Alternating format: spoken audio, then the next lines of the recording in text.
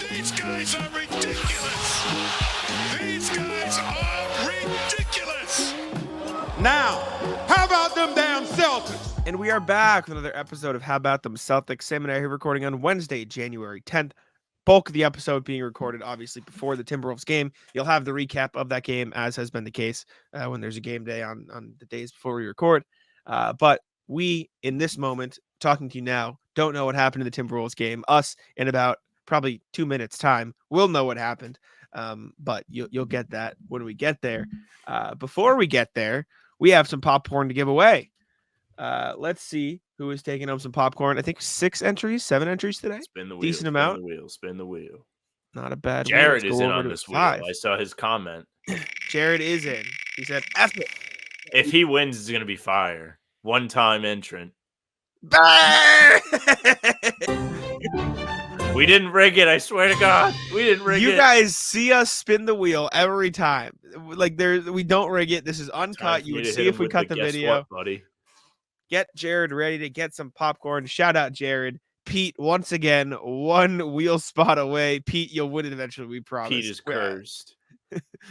Pete's one wheel spot is essentially the 76ers. If you're next to Pete on the wheel, you're winning popcorn, put it that way.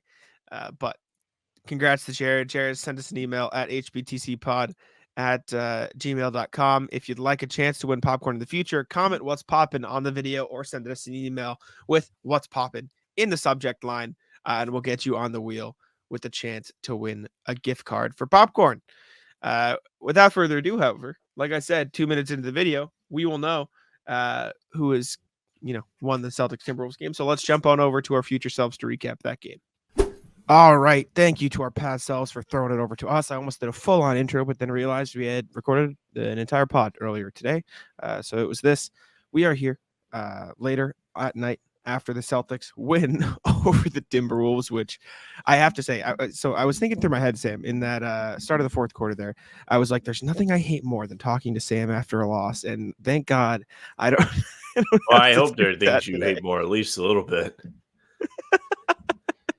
I'll put it this way. Let me rephrase. In terms of my job, there are a few things that require as much hatred. Yeah, I think we have fun. I think you have fun. You have a grand old time. Again, though, luckily did not have to do that. Celtics took home the closest 7-point win you'll ever see, 127-120. Took down the Timberwolves in OT. Both games these two teams have played this season, both went to OT. Celtics get the win at home, extend the win streak to 18-0. Jayson Tatum put up 45. Jaylen Brown had 35 and 11. This game had everything. This was absolutely electric. Tatum's best close of the season. He finished the first half 2 of 7 from the field. He finished 13 of 26 and 6 of 11 from 3 with 13 of 14 from the free throw line. He sent Karl-Anthony Towns into the shadow realm on a drive to the hoop. Hit a massive 3-point shot that got the loudest I've heard TD Garden crowd in the regular season. Sorry, I'm rambling, but this was like the best win of the season by a country mile. Yeah. This game ruled. Well, the finish to this game ruled. The game itself sucked ass. For us to all have gotten to this point, we earned it. We sat through 42 minutes of slop to get a sick close. And you could really be you could say 45 minutes of slop. If you're going to rewatch this and you didn't watch it, just watch the last 3 minutes in overtime. You're going to get everything you needed. This is the most fun I've had watching a regular season game, and I couldn't tell you how long at the end. I felt – this is about me now. I felt like I was back in high school watching Isaiah Thomas play. That's the feel this had, because they finally did it. They finally successfully eradicated all hope, made you not expect anything, and then they gave it to you. Then they showed up big. Then they had big boy ball, got stops, made big free throws, made big shots, big extra possessions, good extra passes. there are examples of all of the good things that they did, and they did them all, and it helped them get themselves to overtime. And in overtime, they did a great job of buckling down, finally getting some stops again after it felt like they weren't going to get stops, and closing the game out. Big time credit to Tatum tonight. He was excellent. He was very locked in, driven, focused. He took 11 threes of his 26 shots. If you do the percentages of what the normal ratio is, it feels like that's less, low key. You know what I mean? Like, it feels like there are a lot of nights where he takes like over 50% of his shots from deep. But he He made did a very some good job getting massive. to the hoop tonight. He made massive drives, and he did it Mhm. instead of settling. Even the miss at the end of regulation, you can say what you want. I thought it was fine. I didn't like that the ball didn't move, but in terms of looks from Tatum, pretty good shot. I mean, mid-range, open, going to his left. The pull-up is He got a pretty lot of comfortable space. for him. Yeah, Yeah, it he was got a lot kind of of space there. surprising it didn't go in. On the TV, it looked like it was going to go in. Yeah, I was I just mean, very, very floored with what we saw from these guys down the stretch. The free throw making, what they missed one, and it was low 30 key, of like 31. calculated. Well, Yeah, what happened is John Corrales before the game asked Joe. He goes, "Joe, you guys have been missing a lot of free throws lately. Like, do you say something? What do you do?" And Joe goes, "I don't coach free throws. They're free throws. Like these guys practice. Like, what am I going to tell them how to make a free throw? They don't want to make a free throw. They just have to make the free throws." Effectively, what Joe said. And after the game, he was like, well, "Thanks to Corrales, I talked to them in the locker room, and apparently something." And then, I mean, I'm getting off track for a sec. Bobby goes to ask a question. Joe just goes, "Are you wearing a tie?" Bobby goes, "Yeah." which And he Bobby? goes, Our Bobby "I'm or Manning. Bobby Manning? Manning. Our Bobby." He goes, "Yeah, you wearing a tie?" And he goes, "I was surprised based on what other people are wearing." He just looks right at me. I'm like, "What the fuck, man? let me live, Joe." Was Jay King there? But he was right next to me, but I made eye contact. It was rough. Anyways, back to the game. Tatum, phenomenal. You looked puzzled when I said send Karl Anthony Towns into his shadow realm. Are you not remembering the play that I mentioned? Well, Or did you I just didn't. think I yourself? thought you were like talking like he dropped him. No, well, not actually, not like physically, but like mine as well. Karl Anthony Towns was lost. Like he was cross-legged, like stumbling back, trying to guard Tatum. Tatum was awesome. That's the point. One, phenomenal close for Tatum. Did everything you needed to do in the final moments. Best part is text I get from Danny and Mike, two of my friends in a chat. They like to give me shit. Danny texts me. Let's see. Oh shit! I opened the wrong group chat. It was Jayson Tatum, not clutch. Not a very clutch Tatum shot after the mid-range midi. And I just goes, guys, he's the only reason they're in overtime right now. He was huge. Yeah. And they just go, miss 2 shots and a free throw. And I'm like, guys, what are we doing? Well, the missed free big. Calculated miss. It's true. And then Danny goes, any open three is not my definition of a killer instinct. And I'm like, after the one in overtime, I'm like, guys, what do we do? Anyways, the point is Tatum good. Just going down the line here. Jaylen Brown fucking locked up Anthony Edwards. After the game, he's asked about it. He just goes, "Yeah, I mean, all respect to Ant because they're both from Atlanta." He's like, "It was great," but I was just like, "Yeah, sorry, not tonight, brother." He shot 0 of 5 in the last X amount of minutes, like when he was guarded by Jaylen. He just locked him up. Tatum spent a possession on him, locking him up. These guys completely shut down one of the best players in the league for the last 5 minutes of the game. They said, "Nah." You know what? Sam tweeted that we needed to get stops, or he's pulling out Bernie Sanders. Well, let's go get some stops, and that's exactly what they did. He was great. Drew Holiday, some clutch stops down the stretch, including a huge one in OT. Derrick White and him both had really, really rough nights, but both made huge plays in the final moments of the game. I mean, this game had everything, like you said, and shout out every single person on the team made a clutch play in a big moment down the stretch. And it was the perfect example of how good this team can be when they're all playing their roles effectively. Yeah, I was super impressed with the way that they responded when it looked like the game was over.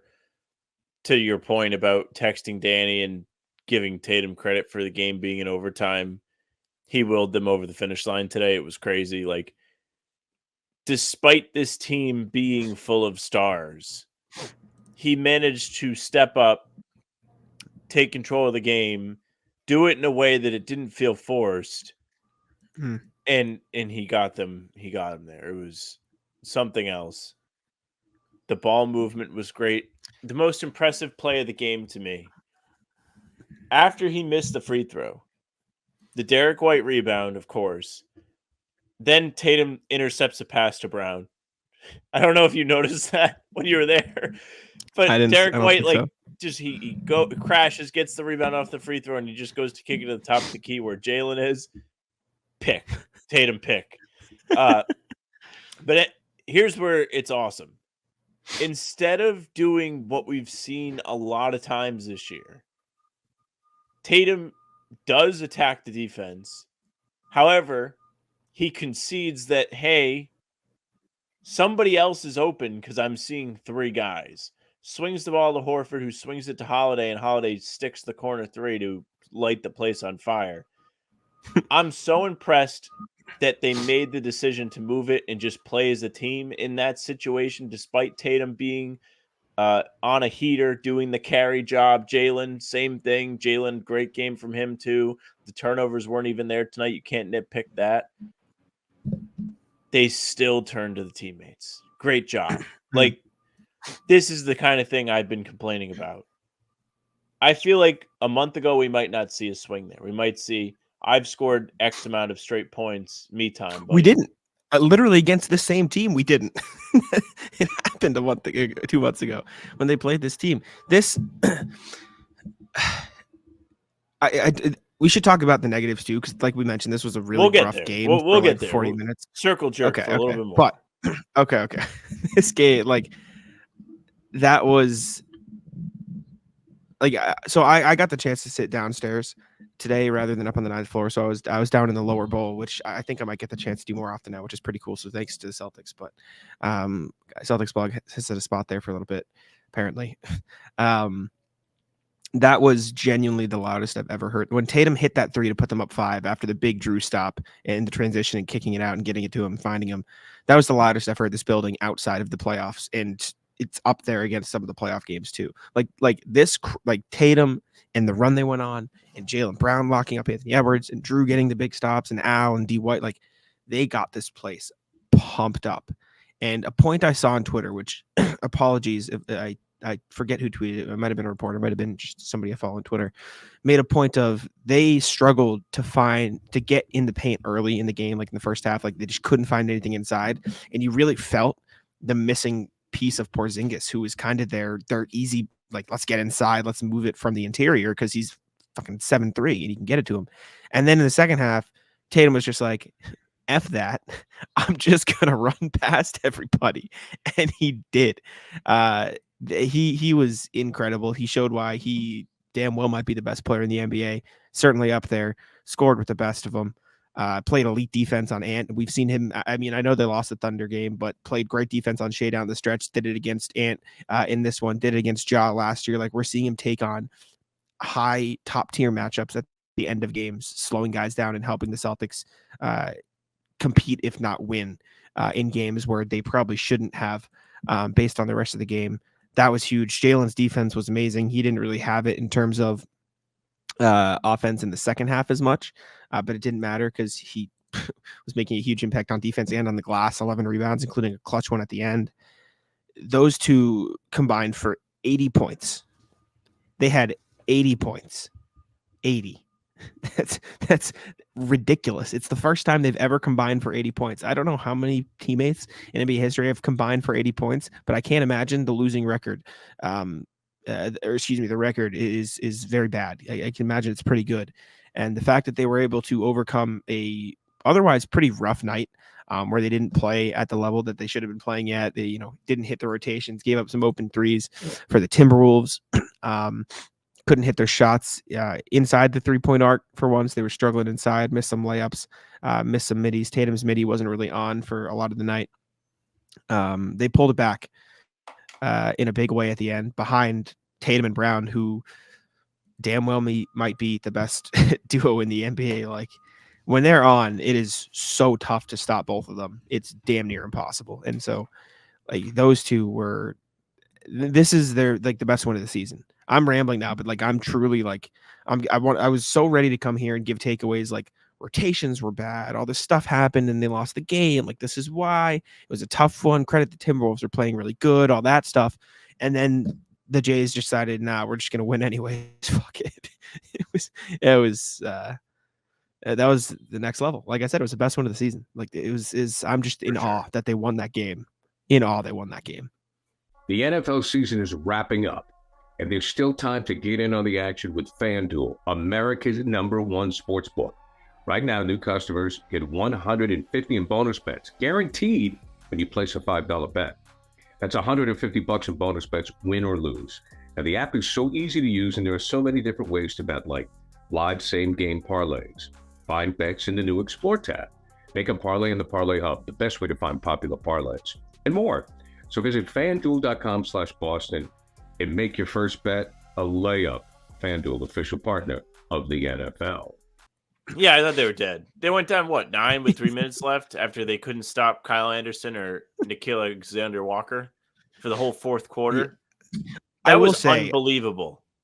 I know. I agree with you. I will say, so some of the Nickeil ones were rough. Anderson was just making obscene shots at the rim. Like, I was right there. No, they Those couldn't were all stop contested him. shots. He was getting to the rim every time, and he was doing what he does, slowing down and letting the defense overplay themselves, and he was just getting the ball up over the rim. Sure, I know, but what I'm saying is, like, they contested those shots at the rim very well, for the most part. My real problem defensively for the Celtics was they gave up an obscene amount of open threes to this Timberwolves team. Naz Reid was living behind the line. Jaden McDaniels was hitting some big shots. Anthony Edwards hit some tough ones, but he hit some easy ones too. Like, you just can't do that. They broke out a zone for a single play at the end of the first half, got cooked, torched. Jalen McDaniels, Jordan McLaughlin, I'm getting confused, hit a 3, and like they just didn't go to it the rest of the game. Like, they couldn't find an answer.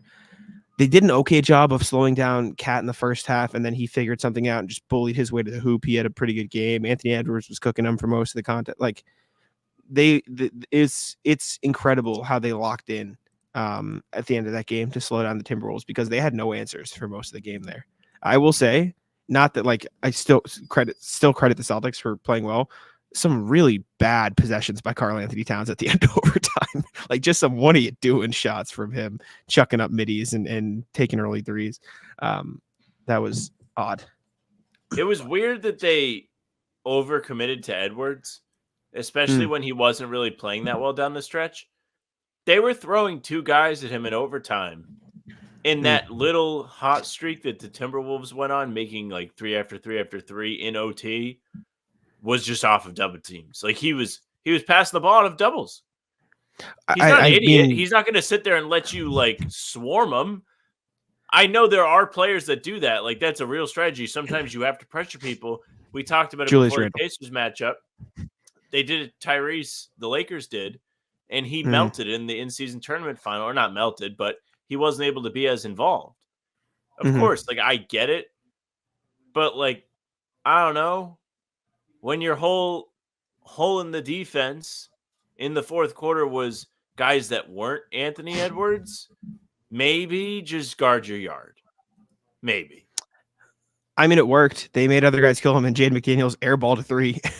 So it worked to some extent. Watching those threes go up in overtime, it was like my heart was about to stop every time they went through the air. Yeah. Yeah. Scary. There was a Towns one that he missed that I can't believe didn't drop. Yes, I know exactly what you're talking about. I will say, though, and I think he tweeted something like this, like, for every shot the Timberwolves made in OT, the Celtics made it one too. They were like, nah, we're not letting you get ahead. What I tweeted was the opposite. The Celtics were brain damaged trying to put the ball in the basket for 3/4 of this game. And then Sam Hauser came alive for the first time in 3 months. Not really, more like a week. No. I'm talking about OT specifically. Like, the Timberwolves were hot at the start of OT, but the Celtics were matching them, and then the Celtics locked in and kept hitting shots. The rest of the game, Celtics couldn't play offense. Like, they didn't know how to play offense. You're correct. They were lost for the most part. That's my tweet. I was okay. I was just talking about OT. I must have misread it, but 18-0 TD Garden saying this is your dream. This has to be up there, right? This is. I thought it was dead. I was so mad when I was like, they're really going to lose this way. There's nothing I hate more than losing to the other guys. I hate when they lose winnable games. Like I hate a lot of things about what was going wrong in this game. And I was like, Yeah. this is just the biggest like slap in the face, like gonna piss me off loss. When it went to overtime, I almost like lost it. I was not happy that I had to watch an overtime. I'm over overtime. How many overtimes have we seen now? 6? Only 4. I think this was their 4th. Yeah, It's only 4? I think so. It's only been 2 at TD Garden. I looked this up They during the lost game. to Minnesota, Charlotte. They lost Golden State, Detroit. State. Sorry, 5. This was the 5. Yeah. They've won 2 in a row. They're back. Yes. Which after is good. Being 0-3 in overtime. Yes. Yeah, they started 0-3. I thought they were dead in overtime. Like, I'm not going to lie to you. When this went to overtime, I thought they were just going to lose. They didn't. They stepped up. They won the game. They executed. Now, aside from the Kyle Anderson, Nikhil Alexander-Walker complaints, not sure this was a day I needed to see 10 Drew Holiday threes. They weren't dropping for him. Yes, some of them, and a lot of them were. It's like he got Tatamitis. Like he yeah, caught it. I was ready to come back and be like, well, there were good threes, and I was like, there were some good ones, like the one that he made. Also, sorry, non-Celtics for just half a second here. After beating the Bucks and the Sixers, the Jazz are up by 20 on the Nuggets. Yeah, I got all the scores up on NBA.com. I don't know what the hell's going on with the Jazz, and all of a sudden they're nasty. Like they're just whomping everybody. Yeah, we don't have to talk about the Jazz. I just saw that and was like, "What the hell is happening?" Sixers lost, by the way. Yeah, Celtics. Oh, this is what I was gonna say. Celtics now have a 3-game buffer over everybody else in the NBA and a 4-game buffer over the second seed in the East. It's pretty good. They're back. It's pretty good. Also avoided their second 2-game losing streak of the season. They have only lost 2 games in a row once. There was a point tonight that I was like, wow, they're going to lose 3 in a row. Like, this is going to be a 3-game losing streak. Because I was like, no way they win tomorrow with the way we're seeing them play right now. I want to go back to Drew Holiday quick. He only made 2 threes today. Both of them were massive. There was one he made, I think it was the third quarter or the end of the first half, when the Celtics hadn't made a basket in like 5 minutes. And then there was obviously the one that put them up in crunch time. Yeah. Big moment player, Drew Holiday. Just even if it's not like technically crunch time, he's there. He's making the shots. Now, again, there were a lot of super cool step backs, but he did make the big one. So credit to him. Yeah. Don't need to see 10 of them. Maybe not. I'm happy he's aggressive at the same time. Yes, I agree. Probably shouldn't be taking close to the same amount as Tatum, though. Probably not great. Yes. 31 I like free aggression. throws. Speaking of aggression, 31 free throws. Yeah. Big Going time. to the basket. Please go to the basket. Also, 31 free throws, Sam. Of those 31, 27 came from the Jays. Who took the other 4? They shot 34. Don't look. They shot 31. Did you see who shot the other 4, though? I'm quizzing you. Who shot the other 4? Cornette had 2. Cornette had 2. And the other 2 were... Don't tell me, because I'm trying to... Cornette was the one I was hoping you wouldn't get. Yes. I don't know. It was Derrick White. Derrick White had 2 free throws as well. Okay. But I mean, the whole joke was I hoping you wouldn't get Cornette because it was funny, but then you got Cornette first, and so my joke was. I remembered because it was like a weird. He should have had an and one, and then they called it back, and it was on the floor, so he had to re-earn the 2 points they had already given him. Yeah, I mean, good win. Last thing I will mention: weird defensive decisions in the first half. It was unique. It kind of worked at times and kind of didn't. Like Cornette was guarding Troy Brown on the perimeter. Tatum was guarding Cat. Derrick White was guarding Nas Reed for a little bit. Just very odd. It worked for stretches, and then it didn't, and then it did. And so they're very comfortable trying a bunch of random shit, which works sometimes. But this was the Jayson Tatum is better than your favorite player game. If I've ever seen it, he got this crowd juiced. 18-0 at home. This is the first time in a while where I've felt supremely confident in Tatum. As in tonight or as in this last few games? Because he's been really good, like the last few games he's played in. Tonight more so than the others. Like, Okay. I felt like I could trust this man with my life today. That crossover drive he had against Karl Anthony Towns was the nastiest thing I've seen in real life ever on a basketball court. Pull it up. Genuinely. All right. Is it the Let's one see. right before? Is it the overtime one? Yeah. It was Pull the up the drive whole on Karl Anthony sequence. Towns. That's the best sequence of the year. Pull it up. right, let me Forsberg had find it. The NBA had it. I think all so. on It was Twitter. just yeah. Okay, let's see. Driving layup and then running jump. Yeah, it was the last two shots of his in the game. So we're just gonna watch those two shots. Sound on. Or wait, like you want me to go on Twitter and find it? I'm on NBA.com. Twitter's better. It's just all in one place. Yes, you're right. You said Forsberg had it. Sound on. Must sound. Going to Forsberg on the laptops and internet not moving quite as quick. So apologies.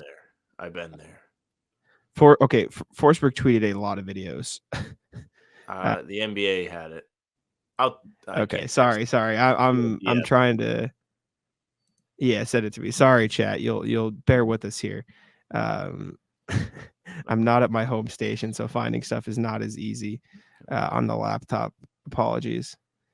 Is this it? This is probably it. Tatum took over down the stretch, 45 points. This is the video we're looking for. Hold on. I just sent it to you. All right, Twitter DM. Yep. Fire. Thank you. Stop sharing. All right, let's go to here. Thank you very much. All right. Send a share video. screen. Sorry, chat. Thanks for bearing with us. Hopefully, this doesn't get us copyright striked. It's worth it. Do this. Nice buffer. All right. If it plays. Twitter's weird with videos. TD Garden Wi-Fi, baby. Should I pull it? All right. Chat, I promise you it'll work eventually. Or maybe I'm lying to you. I could be lying to your face. Yeah, I don't know if this is going to work. I'll pull it up. You could try. You've been lagging a little bit too, though, so we might be cooked. I lag. Like, I'm either all the way lagging or I'm not lagging.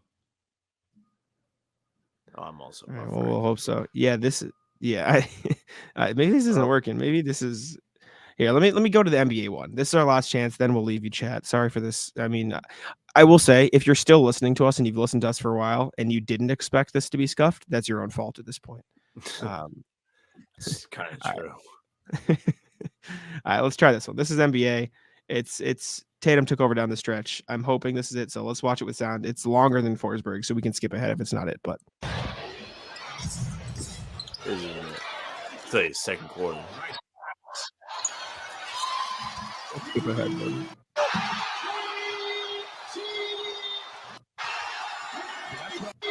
All right, we'll start from here, I think. To the basket. They good OT highlights. They fouled out Jaden McDaniels. This one, nasty. It was so much better. Like this was the nastiest thing I've ever seen. he did the old Maybe it didn't Isaiah. come across on TV, dude. It's cool. He's John Collins out there. He's lost. It didn't look that crazy. Like, it looked more like a physical drive to me when it happened. It was nuts. I actually thought he was got fouled on the half spin. This is the best play of the season. I love a defensive to offense play. Tatum takes his time, knocks it down. That pop right there, one of the loudest things I've ever heard at TV. You know what's the best about all of this is how happy Al Horford was. There was like a shot of him at the end of the game, like just clapping, and he was so proud. Mm-hmm. He was proud. Well, Jaylen was asked about it.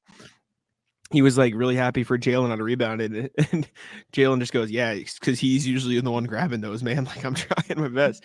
Also, fun tidbit: Jayson Tatum, Abby Chin asked him, said, "Like, are you excited? Try to get the win for Drew tomorrow in Milwaukee?" He goes, "Yeah, it's gonna be another fun one. I saw somewhere that we got the easiest strength of schedule left. When's that shit gonna start?" We've got Minnesota, Milwaukee back to back, which is just hilarious. But after that, I will say. They've got those two. Then they got Houston, Toronto, San Antonio, Denver, Houston. Actually, maybe not. What the fuck is happening? It really doesn't start to the end of the year, I guess. They've got okay. Their March is I don't want to say Mickey Mouse, but Mickey Mouse March. Anyways, I mean Atlanta, Chicago, Detroit, Milwaukee, Detroit, Chicago, Atlanta, New Orleans, Charlotte. So call it what you will. But anyways, great game tonight. Any final thoughts before we throw it back over to the rest of the show? They better win tomorrow. Enjoy it tonight. Yes, Tomorrow we're back on the grind. Hell yeah. All right. Thank y'all. I'm about to do an outro again. Just throw it back to the rest of the show, please. Jesus. Oh, I was about to do the outro too.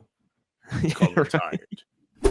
All right. Thank you to our past selves for throwing it over to us. So we spend about 4 seconds real time between the past and the future here, but a lot goes on in between in terms of the recap that we don't know about yet. So hopefully it was a good one. Let us know what you think in the comments of that crazy Timberwolves Celtics game that happened that I definitely know what happened in. But next thing we got, Jayson Tatum is going to be in a Netflix documentary. Shams Charania reported that the Netflix is producing a documentary similar to the one they made for the NFL called Quarterback, where they follow around star players. It will feature Celtic star Jayson Tatum, as well as LeBron James, Jimmy Butler, Anthony Edwards, and Domantas Sabonis, effectively just kind of following them around, documenting their life behind the scenes. I'm excited. I always enjoy that kind of stuff. I think it's the reason. That's the reason I like all the player podcasts, as in JJ Redick, Iguodala, and Evan Turner, like all those guys. Like, I think those are the most interesting podcasts to me because it gives you an insight that you don't always get as somebody who covers a team or as a fan or something like that. You get to see behind the curtain a little bit. And so I'm excited to see that from a perspective of Jayson Tatum in this doc. I think it'll be really cool. Now, we don't know the answer to this, so we don't. But I do wonder if they already started filming. I would assume. Because that would explain Tatum playing like ass for a month and a half. When he had the shoes coming out last year, fell off a cliff. This year in a documentary, thrown off his routine, whatever. It's good to have him back regardless. I hope it comes out in the summer, which I said to Jack already, because that would give us content to talk about on the podcast at least one time. One single time to have something to talk about in August would be a miracle. Yes, an addendum to Shams' tweets. Nothing like those are the players that are in it. LeBron James's Spring Hill Company, Barack Obama's Higher Ground Productions, and Peyton Manning's Omaha Productions have teamed up to produce the series. So it's just like the craziest mix of like legends you could ever have producing a documentary. Like it's gonna be very high quality. I'm very excited. Kind of weird that Sabonis is in it. It is. I do. Maybe they wanted somebody that had like a European. That's what I was going to say. Road to the league. I wonder if Jokic they asked. Said no. I wonder if they asked Jokic. He said no. I bet Luka said no. I guess he's the next up. You know who they should have had instead of him? Wemby. Why didn't they ask Wemby? Maybe he said no. Wemby would have been a clear choice.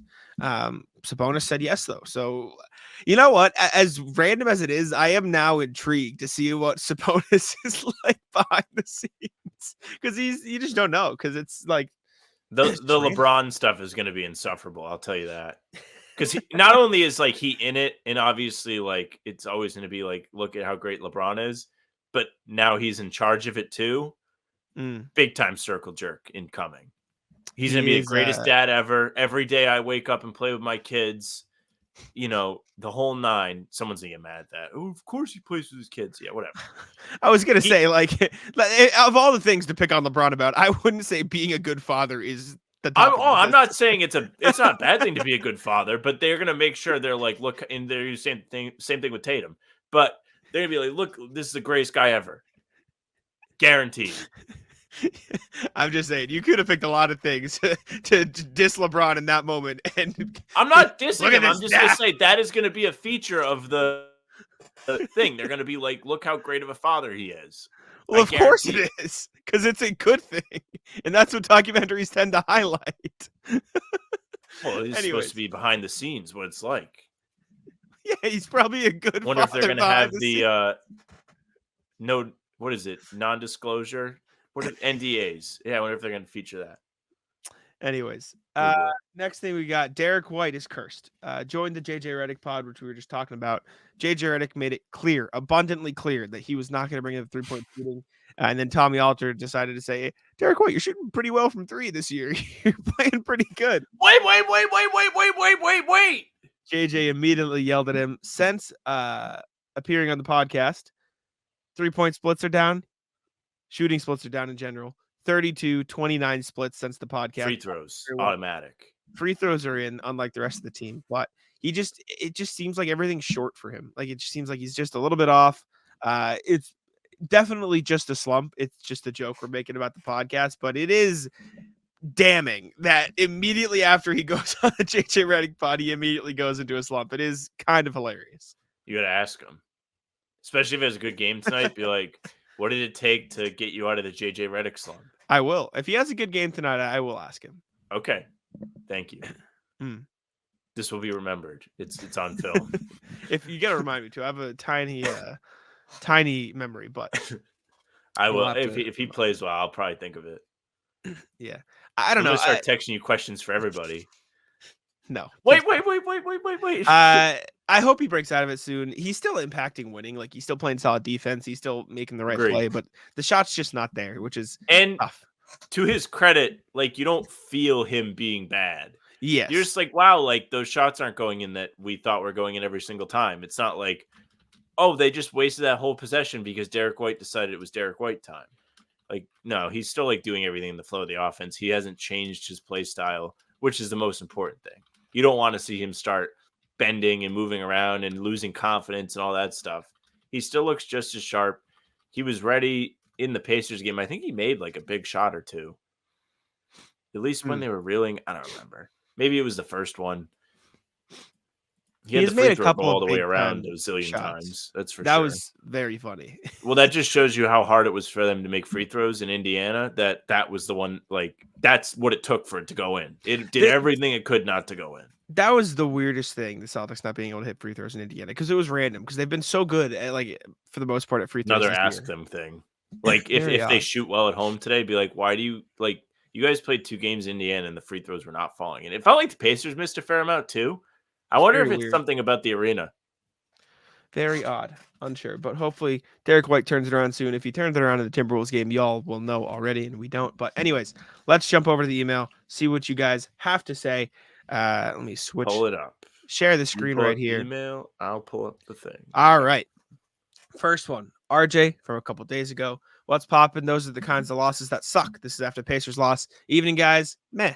What's the coach's old saying? Never put yourself in a position where the refs can decide the game. Yeah, those late calls were ass. The Brown overturn I can't figure out because where the inconvertible proof was. The Mathurin foul because that wasn't a foul. My other one gripe is wondering how in a game where we don't have Tatum Porzingis, Porzingis had the fourth most shot attempts. I read it as fourth quarter. The impact in terms of getting easier points, getting to the free throw line, and slowing the Pacers down all would have made a difference. It's sort of the offense that will make a difference in the playoffs. Another thing the Celtics have to put some reps in is their free throws. Sub 70% is a good way to punch a winnable game. Because even if it was ugly, the Celtics still almost pulled their chestnuts out of the fire. And probably if I go watch the footage of the game, I'll see some things that negate my complaints above. I'll feel better in a bit, but this kind of loss sucks. Be well, RJ. I thought it was valid. It was a tough one. I was shocked by the Porzingis like lack of shots. Not when I was watching the game, but when I looked at the box score, I was like, wow, I thought he took more shots than that. He was pretty good. Like, he did a good job, especially late in the game. He drilled the big 3 to tie it. And that's been a Porzingis trait all year is he's clutch. 12 of 18 now in crunch time when games are within the final 5 minutes with a score separated by 5 points or less. Throwing the ball. He needs to be a staple of the late game offense. Even when they traded for him this summer, that was one of the things that we discussed. I wrote about it for Celtics blog is ability to post up and slow things down is a great weapon to use late in games. I don't think they did not use it in this game because he did have the opportunity off a catch and shoot for 3. But I would have liked to see maybe something for Porzingis run instead of Jaylen going to 3 guys. Maybe next time the game is on the line, maybe Porzingis time.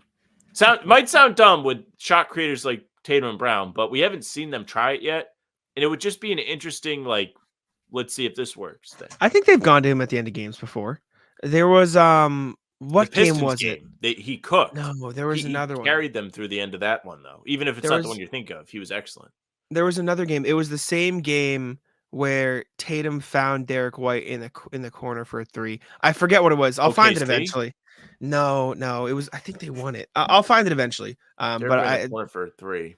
they have gone to Kristaps Porzingis in the fourth quarter before late in a post-up situation. I remember it. I just can't I'm remember not what game it saying was. like in the fourth quarter. I mean like literally with like the final shot. Okay, sure. Yeah. I just remember it was one of the final shots. It might have been the Raptors game. I can't remember. Anyways, next email we got is from Ian. How about them Patriots? This was an excellent email. I did skim this at work. So I have excellent not work, read it yet. Ian, before we even start. Howdy, y'all. What's poppin'? Listen to the Monday Pacers pod on the way to work today and found, ironically enough, a few points relating to football crowd, even before the Patriots fans draft, which was a point I have never even considered, but is so true. Boston football only fans are the worst. I believe that Pacers game suffered from mental letdown that happens when top players go out. Like in football, you plan for their top running back, who is a downhill smash mouth runner. But when he goes out with a foot injury in the first half, the very capable backup comes in and lights it up because A, the intensity was dropped up, an effort because, Barry Sanders isn't here. We're fine. And B, the play style of the opponent is different now. The game plan and attention to details get thrown out the window, be it intentional or not. This is not an excuse but rather a case study and something I hope Joe and the team leaders can recognize and not let happen again. Cough, cough, Atlanta series. Secondly, my buddy sent me a message yesterday because he finally checked in on the Celtics after the Patriots season is over. Celtics, quote, Celtics are looking good, but how many times are we going to play the Pacers? True. I am preparing for the eventual onslaught of half-baked Celtics take coming in, which will tie into my Patriots fan scapegoat draft. 1, the refs. We may be able to separate inadequate play on the court from poor officiating, but like a young JT or current Braun, any miscall that, quote, cost us a game will be blasted on repeat to fuel their hate. No analysis of the game, just, quote, refs rigged against us. Saw it a lot the other day, last couple days. True. 2, Cornette. But not just because of all the Cornette slandered around, but coupled with the Nimis Keita highlights, they can find, quote, it's Rob Light, bench Cornette, he stinks. Play this Kuwait kid. Plus, I can't wait to hear them try to say his name after not being around at all. 3, Holiday/Smart. You'll have the wildest takes about giving up Smart. They could use him. I always loved him. I can't believe they traded him while simultaneously hating everything Smart did. They will see Holiday as, quote, just not smart, but doing similar things, coupled with last years of, quote, Smart is just better than Holiday. That was sent around because we bleed green and our guy's always better. Last Patriots fan point. They will not understand CBA, TPE, tax aprons, or how NBA team building will go, but I send my sympathies to you and other Boston media that will have to deal with more and more irresponsible trade and buyout recommendations as the trade season continues on. Brace yourself, winter is coming. Ian Sods. Shout out, Ian. Good email. Fire email from Ian. So I'll say this about the CBAs. Well, I feel like the CBA stuff and then the rest of that should be separated. Like CBA is kind of complicated. Salary matching should not be that complicated. It should be like, hey, this guy can make this much money. Well, and they need to match it. The confusing part gets where certain teams can match up to 125%. Certain teams can only match up to 100%. Second apron teams can't go over, like they have to match exactly.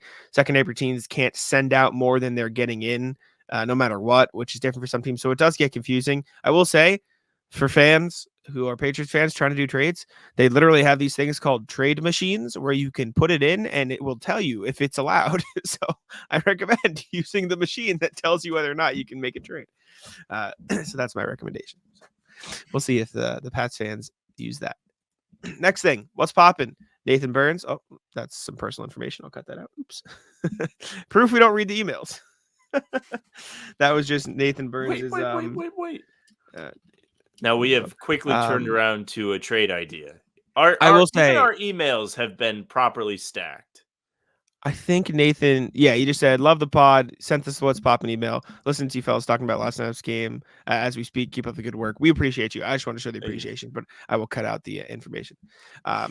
Next email from Inferno Dragon. Hey guys, it's been a minute since that one email I sent a while ago, but I haven't had anything meaningful to say until now. I got the trade idea. A trade idea that involves PP, Svi, and Banton for McConnell. Throw a second rounder in whichever direction you want. Probably not more than one, though. That feels to me like it would benefit both sides. Inzi gets an upside guy with a solid floor right now, and PP, who's not terribly expensive for their future, fits in pretty well with how they want to play, plus salary filler and maybe a second rounder. So let's get a win now guy in TJ that can control the pace of game off the bench in a way that Pritchard can't. Either can't or doesn't for whatever reason, along with hustle plays, rebounding, and defense that TJ is known for. I know Pritchard does these things too, but McConnell does them at a higher level from what the eye test tells me. Pritchard is the 8th man in a playoff rotation right now, and if a guy like TJ, if it's a guy like TJ or PP, it feels so much better when the ball is in the hands of TJ than I do with Pritchard. Pritchard needs threes to go in. McConnell can get to his spots at will. I'd much rather have the latter in a playoff setting just because there's less variance in that style of play. I know Pritchard is younger on a fairly good long-term contract, but I truly believe 7.5 is too much for this team in the future when you consider all the other big contracts they have coming up. I also think it's not that hard to find viable guards on minimum deals. Cam Payne and Jordan Goodwin when this team does need cheap players. One, makes sense after the Pacers game that this is a suggestion. Sure. Two, the Pacers have reportedly declined all trade calls for TJ McConnell. So that's context to consider the situation. And three, you can't really play TJ McConnell in the Celtic system in the playoffs because he doesn't shoot threes and guys will just leave him open because he does not like when I say he doesn't shoot threes, that doesn't mean, oh, he's like a 20% 3-point shooter. He's not very good. He's shooting 7.1% from three this season. 7.1. That's just not going to play in Joe Mazzulla's system, right? Like he is currently shooting, let's see, totals. He's shooting 1 for 14 from three this season. Not very good. And TJ McConnell's a good player. I just don't think it makes sense for the Celtics and especially considering the Pacers are declining trade calls. I don't think a second in these players is enough to get it done anyways. Yeah, I think the Pacers are trying to compete, right?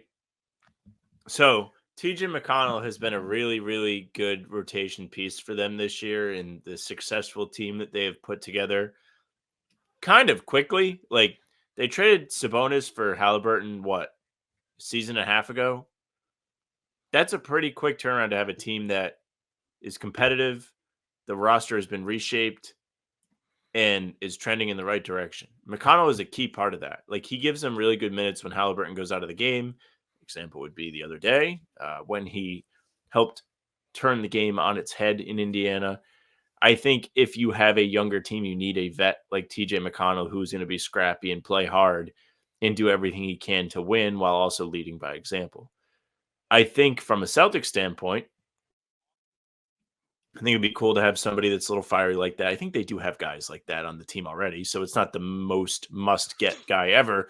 But to Jack's point, Pritchard has been really, really good from three this year. He has been streaky, but he can be very good. And the Pacers game was an example of that. He was knocking down threes like it was nobody's business the other day. McConnell just wouldn't fit with the Celtics. He would get exposed. He would be a weak link offensively, and that's just not what you want, especially when you're trying to win a championship. So, unfortunately, it doesn't feel like that would be a realistic move for either side. But in terms of the proposal, straight up, not bad. Yeah, the value's like not making terrible. a fake trade. If someone was like, "This happened," I don't think I'd be like, "Wow, like that's crazy." Be like, "Oh wow, okay." The salary works too, so credit to you, Inferno. Shout out Hunter. Next email we got clarification of the TJ McConnell thing. Wanted to give Pritchard his flowers for having a good game against the Pacers because I forgot to mention that. Still, I got you. I thought even with a very efficient night from Pritchard, McConnell was more impactful during a matchup against them last year. It's not great considering it should be a pretty good matchup for Pritchard to move freely with the trees. I also think TJ McConnell had a much larger role in that game because he had to than Pritchard did. So I think that's impactful as well. Last email. From RJ, what's popping on further review? Evening, guys. This is not a rant about last night's loss to the Pacers, but how instant replay is deployed. I love the idea of seeing a play interview on close calls or obstructive view calls in every sport. My one request is that replays are at regular speed, not super slow-mo. I saw John Corrales tweet about this last night. If the only way to overturn the opinion of the ref is to go frame by frame like it was the Zapruder footage, it ain't conclusive. Call it and move on. That's my 2 cents. What's yours? Be well. I agree. I think John Corrales tweeted last night during the Raptors game. They called quickly for a flagrant, but it was only a flagrant because like they super slow-moed it down. Like in real time, it was a basketball move. There was no malintent. There was no like bad intentions there. But when they slowed it down, they called a flagrant because he like elbowed him or something unintentionally. So like the slow-mo stuff, I do think is a problem at times. Imagine what it must be like to like have yourself be played in slow motion, like on replays and stuff. That must be an insane experience just to watch everything you did happen in slow motion and have it picked apart. I think this is a good point. I think there is a lot of like splitting of hairs when it comes to replay reviews across all sports. One of the reasons I don't like football, actually, I think it's very unclear what a catch is, what isn't a catch. I think it's annoying a lot of time. Anyway, I think if the NBA took a little bit less of a slow motion look at every single thing it would be a little bit beneficial. Mm. RJ makes a great point. Yeah, I agree. I think that was the last email we had. So we can move on to the NBA section and start with our Podly NBA standings check-in. See how every team around the league is doing. Let me pull up the standings here so we can take a look. Let's see. Let me share a screen for y'all. NBA standings. Celtics still atop the East, lost their last game, but still 8-2 in their last 10. Better than their top of the East counterparts. Bucks and Sixers both 5-5 in their last 10 games.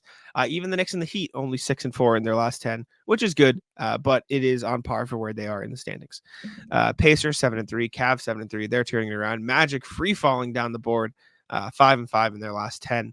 Bulls picking up the pace, 2 wins in a row, though both are against the Hornets, so keep that in mind. Knicks, biggest win streak in the East at 5, Cavs at 3, Bulls at 2, everyone else at 1 or losses. Wizards and Pistons 5 in a row on their way to getting to that 10 mark where we care. And the Hornets, Wizards, and Pistons are still under 10 wins. Not good. Not very Knicks good at all. Haven't lost since the trade. Yes. And Raptors are pretty good since the trade too. And now they're 3-2. But last night against the Lakers was a very close game. And RJ Barrett has been playing great. So credit to them. Good trade for both sides right now, it's looking like. Out west, a lot of wins at the top. 1-game win streaks for the top 6 teams in the West. Timberwolves, Thunder, Nuggets, Clippers, Kings. Nuggets 8-2 in their last 10. They're getting hot. Shocker. They're the best team in the league. Jazz 8-2 in their last 10 games, which is It is the nuts. most random, like hot streak of all the teams. Because I did take a look at the standings earlier today, just to look at like the Bucks stuff and you know how they've been, Minnesota, how they've been over their last couple games because we had to talk about it. And Utah being randomly 8-2 is so bizarre. They still aren't in the playoffs yet, but they are 1 game. kind of creeping into that picture. 1 game out. Not Utah bad at all. fans kind of have a little bit to look forward to. Like their team's fun. I think the Jazz are officially fun. Maybe they're one guy away from being fun. The best part is when we talked about the Celtics Jazz game, we were like, they got Celtics, Bucks, Sixers, Nuggets in a row. They got stomped by the Celtics, beat the Bucks and the Sixers. Shout out the Jazz. Did exactly what the Celtics should want them to. Meanwhile, Grizzlies have won 3 in a row, although the season-ending injury to Ja. Terrible news. I don't even think we put that on the Tank sheet. is on. I don't even think we put that on the sheet, which we probably didn't. I completely forgot about it. Ja is out for the season. We can talk about that now while we're in the standings, though. Ja's going to miss the end of the season. I don't know. Like, I still feel like they could be an okay team. Like, they're not out of the play-in yet. It's getting to the point where they maybe like look to ship off some like outside pieces and focus on young guys around their good players. But this isn't a lose on purpose yet. It's just maybe we get some assets, and if we lose, we lose. Sort of like the Jazz last year, I would say. Treat it like that. You still have a chance, but I don't know. I think just tough for Ja. Literally trying to lose on purpose. They've won 3 in a row. I think the jaw surgery being season ending is part of them trying to lose on purpose. Oh, I don't think so. I don't think so at all. That'd be a waste. They just spent 2 first-round picks to compete heading into the season. I don't think they'd lose on purpose now, especially with this draft. Well, they did that not knowing that Steven Adams was going to be hurt. They knew about the jaw thing. I don't know when the official 25 games got announced. That could have been before the trade. I could be wrong. As far as what they're doing going forward, it is certainly not going to be rooting for a play-in spot. The front now, I disagree. I'm not saying I don't know how you could disagree with this. It's literally happening right in front of your face. He's getting season-ending surgery. Sam, you act like every injury is, the team wants to lose. That's not how injuries works. Injuries can just happen, right? Like when he could tore just his hurt. shoulder, do you remember it happening? Did you see it online? Was it a big deal? No, but we've seen stuff happen before, like behind the scenes. Like stuff can just happen. Injuries can just happen. You don't see everything. I think this was is anything bothering you? Okay, yes, get it fixed now. This season is chalked. And we're going to play it out with the team that was ass before you came back. I disagree. They're playing well. They had a chance to play, and I just disagree with you, especially considering there is 0 chance this team will get a top 4 lottery odds spot. 0. There is no chance. They are not going to out-tank the Hornets, Wizards, Pistons, or Spurs this season, no matter who is on the court for them. I'm sorry. So I just don't isn't think always that about tank. the first pick. Like you just like if you waste is the wrong word. The 7th pick is still not bad to the Memphis Grizzlies. Sure, it's okay. I just don't think they're going to intentionally try to lose. I don't think they shut Ja down in an attempt to lose this season. I just don't believe that. We disagree. I just teams don't do that. Like that unless you are Teams, down at the in fact, bottom. do that. Unless you're at the bottom looking to like go for a top 4 pick. Like this team just spent to try to compete. I don't think they're not shutting down their star as they were just getting rolling. They're 6-4 in the last 10 games. Like they were they moving certainly did spend to compete. There is no doubt about it. But and they were rolling when Ja was back. Stuff. They They were rolling. No, I don't believe it. What was their record when he came back? Do you know? I can tell you in a second. What's their record now? Because if it's like less than 35 total games, let's see. They have played 37 total games. So they were 6-3 with Ja. Okay. So it's not bad. I don't know. Is 6-3 like good enough as a pace to overtake the rest of the teams in front of them? I'm not saying for sure, but I'm saying they spent to compete. They were playing well with Ja. They're not just going to randomly shut him down after playing well with him. Like, I just don't like it. I can see a point where, from a health perspective, they were like, we could let you play through this. The season is already risk. We're not going to risk the injury, but they didn't do it so they could tank. Maybe they did it like if they were top 3 in the West, maybe it would have been like a 4-week injury or a 2-month injury and back for the playoffs. That's what I was about to say. Sure. And so I could believe that, but I don't think they did it so they could tank. I just don't think that's where the Grizzlies were this season. This is a tank influence decision. I disagree with that. I think it's a health long-term influence decision, not a tanking influence decision. I think that has something to do with it too, but they're like, listen, I just don't. You could come back, but let's make sure it's absolutely perfect. Or not perfect. The best it can be healed. We're not going to rush you back. This season is far gone now. We're almost halfway through. There's no sense in you missing 4 to 6 weeks coming back, and we're still at 12th in the West now trying to climb out of a bigger hole. Yes, I agree. I think it could be an injury, long-term health influence decision, but I don't think the decision was, we're bad anyways. We'll just shut you down and get a pick. I don't think that had anything to do with it. I do. Okay. I think it was both. That's fine. We can disagree. Rest of the West, Rockets, Suns, mid, Lakers still bad, 4-6, though they've won 2 in a row, so they've better than 2-8 that they were before. And then the Spurs, 5 games they've won. That's pretty tragic. Anyways, next thing we got, Raptors coach Darko Rajakovic got very angry last night after the Raptors Lakers game. Should we play the video? Should I pull up the video? Let's see. Send a video. Darko was mad at the refs after the game. Basically said how long he went for. He went for a long time talking. It's the video going around is 1 minute and 17 seconds of just pure rage. The best quote from the bunch, just so we don't have to necessarily listen and watch the whole thing through and through, was, did they have to win tonight? Because if that was the case, just let us know and we won't show up for the game. Just give them to win. That was not fair tonight. Talked about how Scotty Barnes doesn't get enough calls. Let's take a listen at what Darko has to say. Players in our team as well.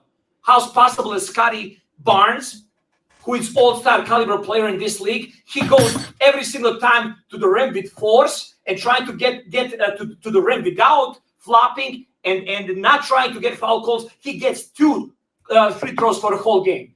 How's that possible? How are you going to explain that to me? They had to win tonight?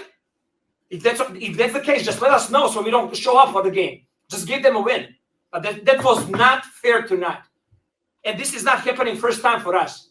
Scotty Barnes is going to be all-star. He's going to be the face of this league. And what's happening over here during whole season, I've been holding it back. It's a complete crap.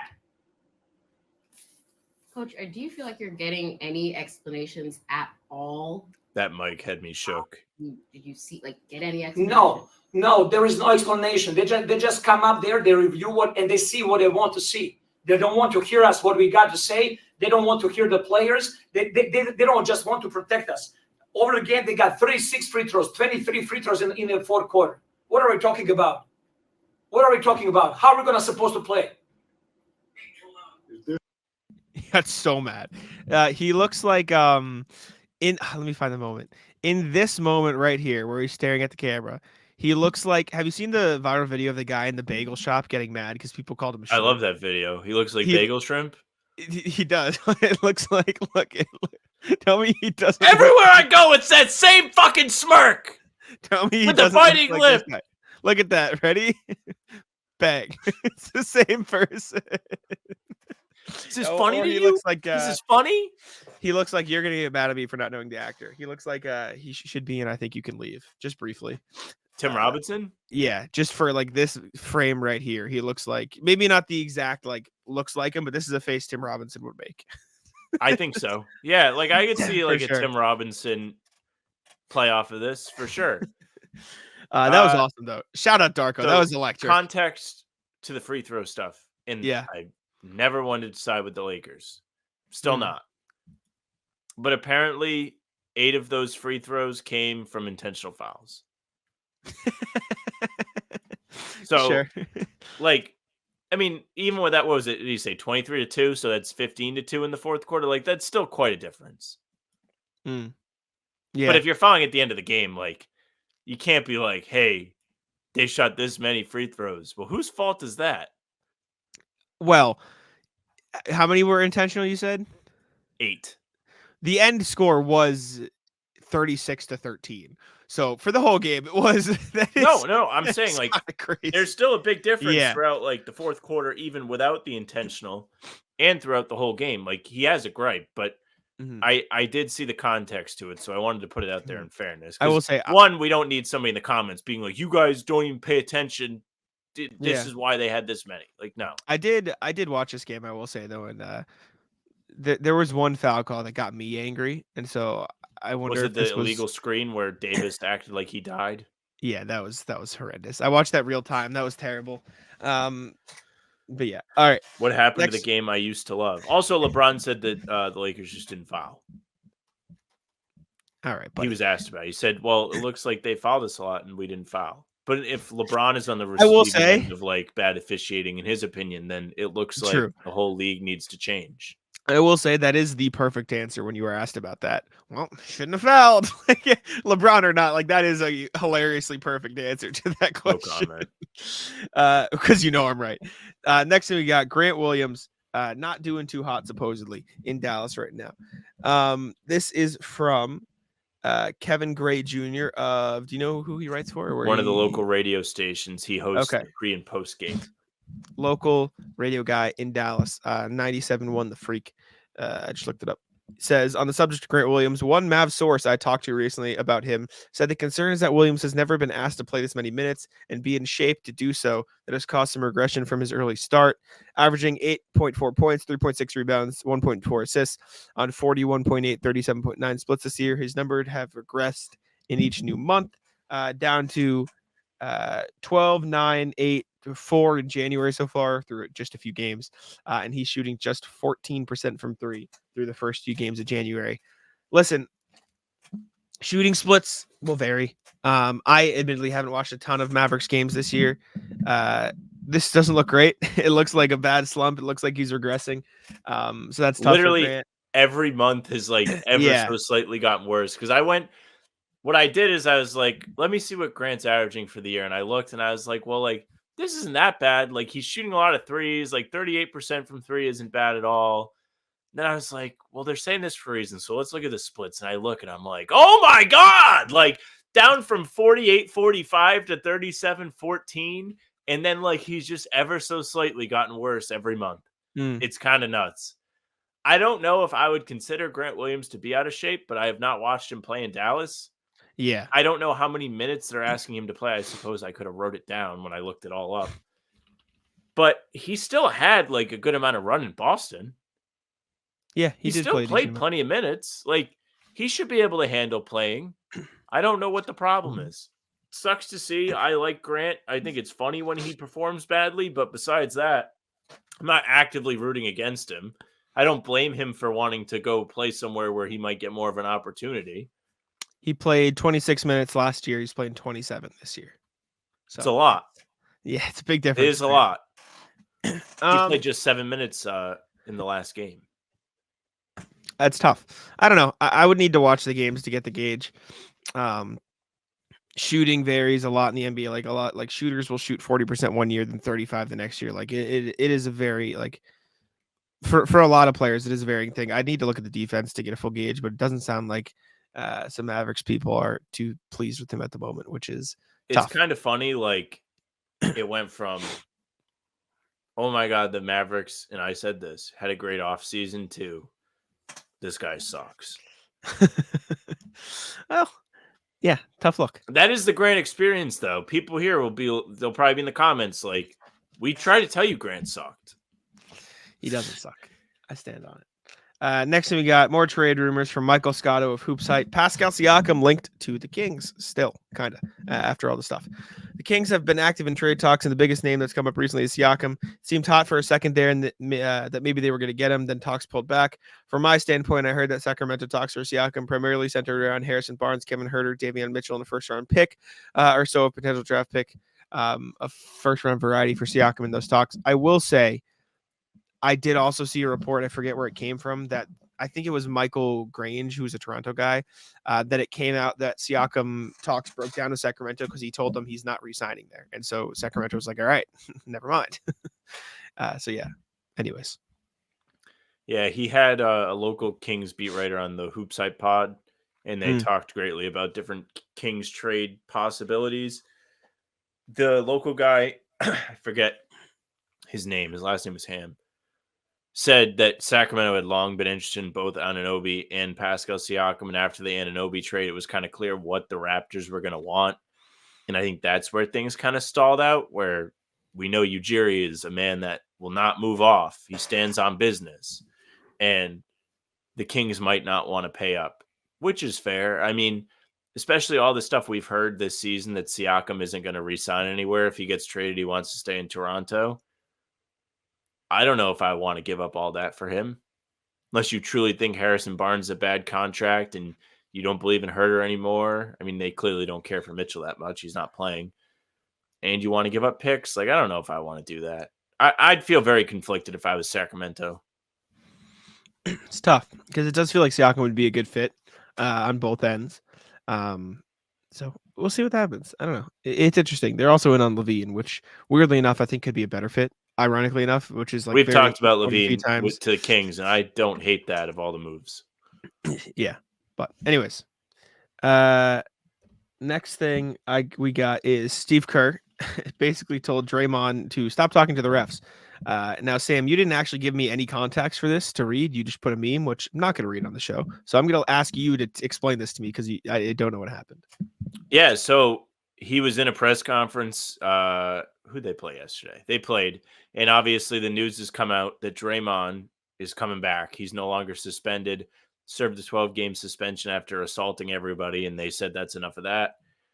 And they asked Kerr how the team would handle putting him back in there, what they expect out of him, how they think they want him to change.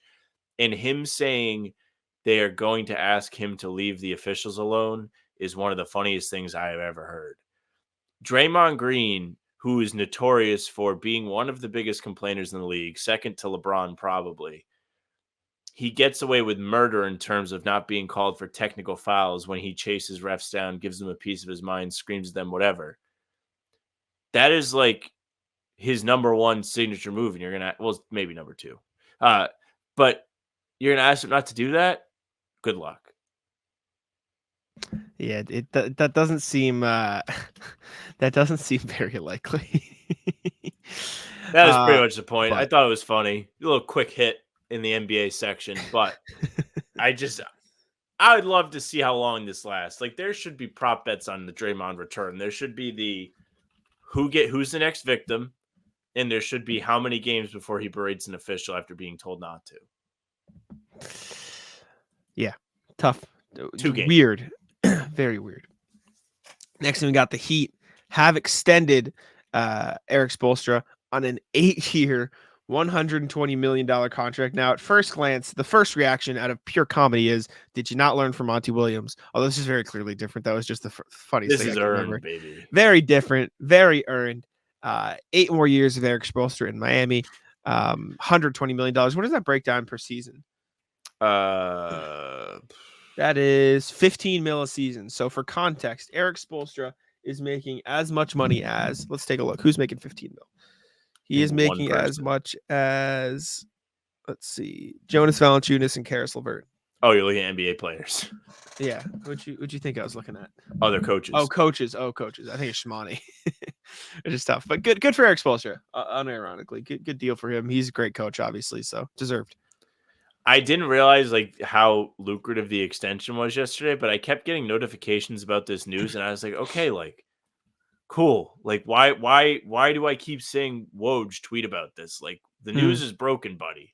But no, the fact that it's this much money is kind of crazy. Earned, but still crazy. A lot of money for a coach, but again, like we both said, good for Erik Spoelstra. Deserves it. All right. Last NBA thing we got is the race for some of these awards and the new restrictions on how many games you have to play to be eligible, which is 65 games, starting to come into play. So some guys who could be up for awards, All-NBA, MVP, etc. John Morant, Bradley Beal already can't win, already missed too many games. Doesn't matter for John now. Anyways, Kyrie Irving has already missed 16 games. Can only miss what? 17. You can only miss 17, so he can only miss one more. Jimmy Butler's has missed 10 games, and Embiid's missed 8 games. Jamal Murray has missed 14, which, as Sam put on here, matters for his contract, which kind of sucks. Bam has missed 10. Kristaps has missed 9. KD 7. Devin Booker 8.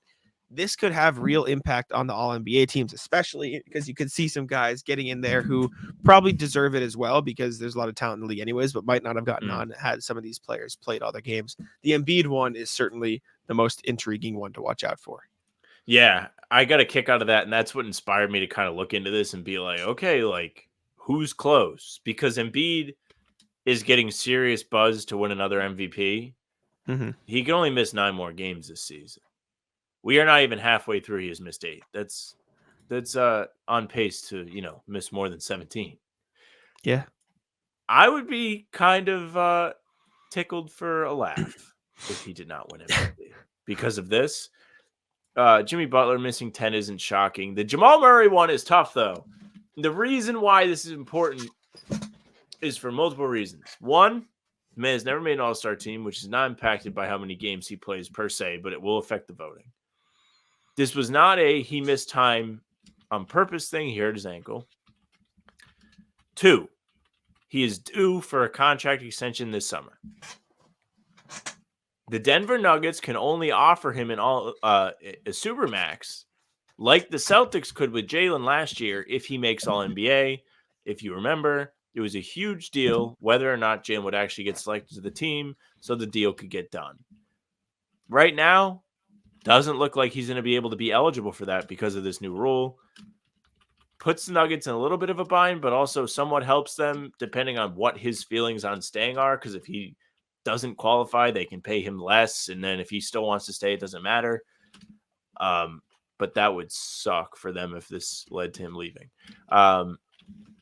Kristaps, the only Celtic on this list, though, which is pretty good. Mm-hmm. Yeah. A lot of Celtics playing a lot of games. It makes sense. They have guys who like to play the games anyways. Doesn't it feel like they've had guys miss more time, though? I don't think so. I think it's been very sporadic. I think maybe there's there hasn't been a lot of guys out at the same time. Like it's maybe Jaylen Brown one night and then a couple nights later maybe Drew will miss a game. But I don't know. I think they've been pretty good at managing it this year overall. But all right. Let's do the rat list. Would you like to kick us off? Yes, I would. Rat list. The people trying to drive through the flooding. They're back. So if you don't know, those of us here in Southern New England just had a big time rainstorm, a lot of wind overnight. It was treacherous outside on the roads. Buddy of mine was telling us how he's an officer. So he was assigned to direct traffic near this major flooding site, like 3 feet of water. People were just driving past this man, and then he was turning and watching him get stuck in the water. That might be my dream, day at work. is to tell people the correct thing to do, watch them not listen to me, and then get themselves into a pickle. You have to be a real moron to see anything like that and then just be like, yeah, let me try. Yeah, that's a tough look for the people that were ignoring the guy. I haven't done much the last couple of days. My Brad list is gonna be pretty lame, pretty boring because I mean, we've recorded 2 days ago when we did rat list. Yesterday, all I did all day was sit in my house and write for hours. So I don't really have much to rat list. I guess I will rat list. I'll rat list Chick-fil-A, I suppose. Oh, no. So I've gotten Chick-fil-A twice in the last couple of days. It's very good. Like, to be clear, like I love Chick-fil-A. It's very good quality. I get the deluxe, so I get like the tomato, lettuce, all this stuff on it. It's good. They listen, when you get a burger, you expect what do you think the standard is, right? You know how big Chick-fil-A sandwiches are. You think a couple pieces of lettuce, maybe like 3 pickles, 1 tomato. I like lettuce, tomato, pickles. I get that for a reason. I got like 3 tomatoes and 9 pickles on one thing. Like, and it was I just pulled it off. It wasn't the end of the world. I love pickles, right? I don't need 9 of them. It's not a chicken you sandwich could pickle anymore. me up. I wouldn't get mad.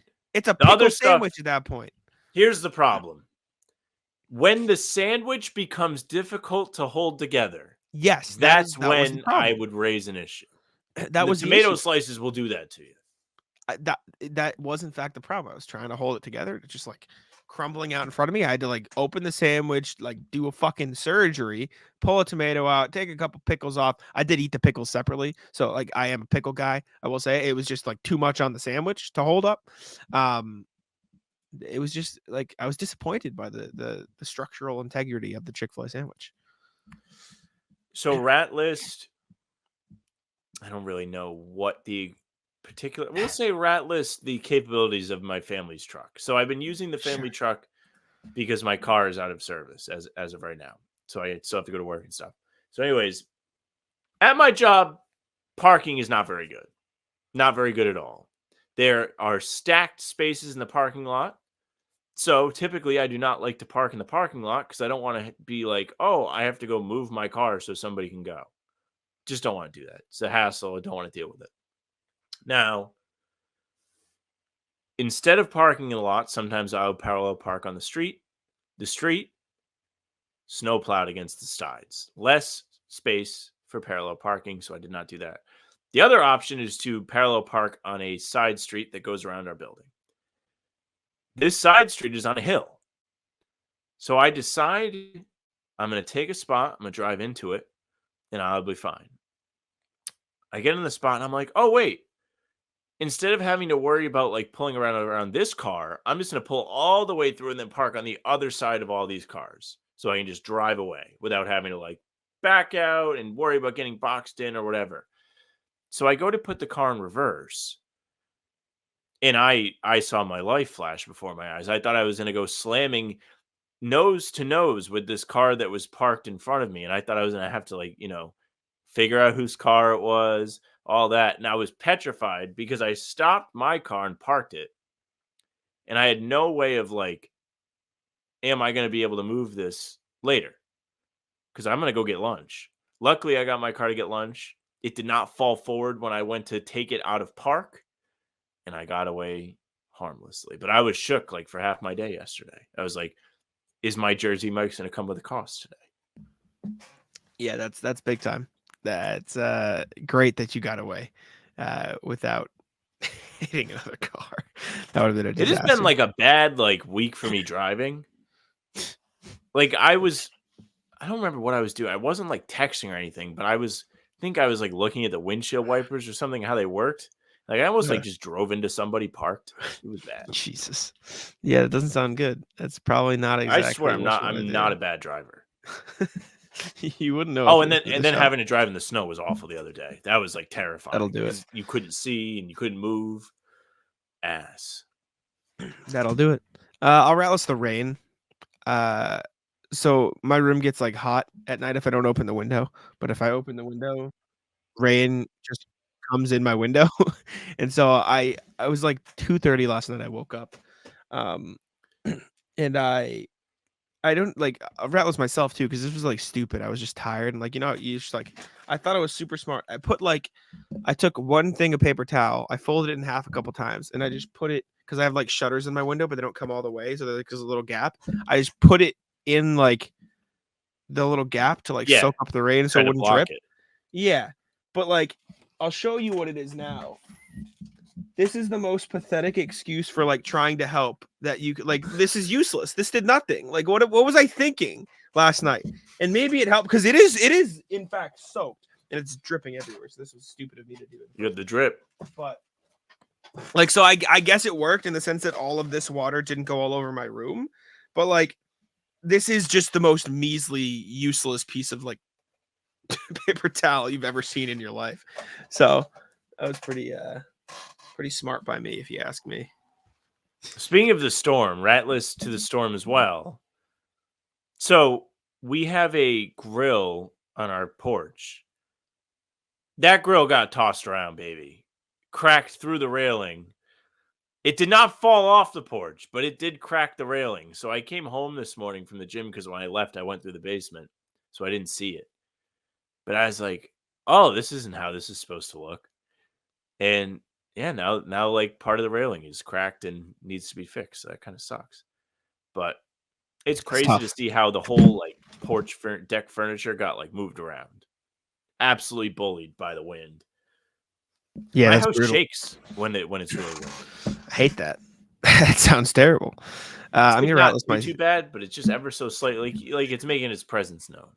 I'm gonna ratless myself too because I just ratless at Chick-fil-A and I'm probably just gonna go get Chick-fil-A now because it's still good. Like I still want it. I'm so hungry. Chick-fil-A sounds great again. I will say I tried the Polynesian sauce for the first time yesterday. It's very good. Big fan. I in the past have been a solely Chick-fil-A sauce guy, but Polynesian is very good. Big fan. That's all I got though. I don't have much. Like I said, I didn't do much yesterday. All I did yesterday, I wrote articles and then at night I played Fortnite with my friends. And I will say a lot of sweats in Fortnite. Ratless people who don't touch grass. You got to play you got to play video games. You're back. I did. I was very excited. The boys were on, played some Fortnite, got a win, didn't leave without a dub, so huge. But yeah, shout out. Ratless the people in Fortnite who sweat. Fucked up. I think I'm out. I don't think I have a closer today. I feel bad. It happens. We didn't do. I mean, it's easier on the like Saturday recordings because we had multiple like days in between. Yeah. Like we just didn't have much to do. Like it's only been a day. I'm sure you'll get something going to the game today. Yeah, we talked to y'all enough times. You guys don't need more from us. Anyways, we can call it there. Thank y'all for tuning in. Make sure to subscribe to How About Them Celtics. We appreciate y'all very much for tuning in. Leave us a review on Apple, please. Make sure to subscribe to the channel. Follow us on Spotify, all that good stuff, and I'll let Sam take it out. Hey, thank you very much for watching. Make sure you subscribe to the YouTube channel. Hit the notification bell so you don't miss out on any of our daily uploads. These pods are coming at you Tuesday, Thursday, Sunday. You also have game recaps after any game that isn't the day before a pod day. You have Talking Seasons Bobby Kravitsky. One of those came out yesterday. You have game recaps, like I mentioned, film breakdowns, and rumor breakdowns, and the pregame shows. Half hour before every game, we're here live doing a stream. So make sure you come hang out. Spotify and Apple have our audio versions of the pods and game recaps, so you don't want to miss those either.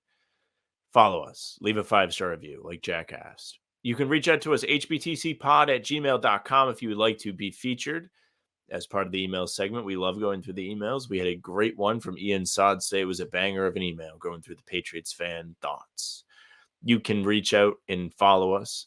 How About Them C's? Twitter, Instagram, TikTok. The Facebook is just the name of the podcast.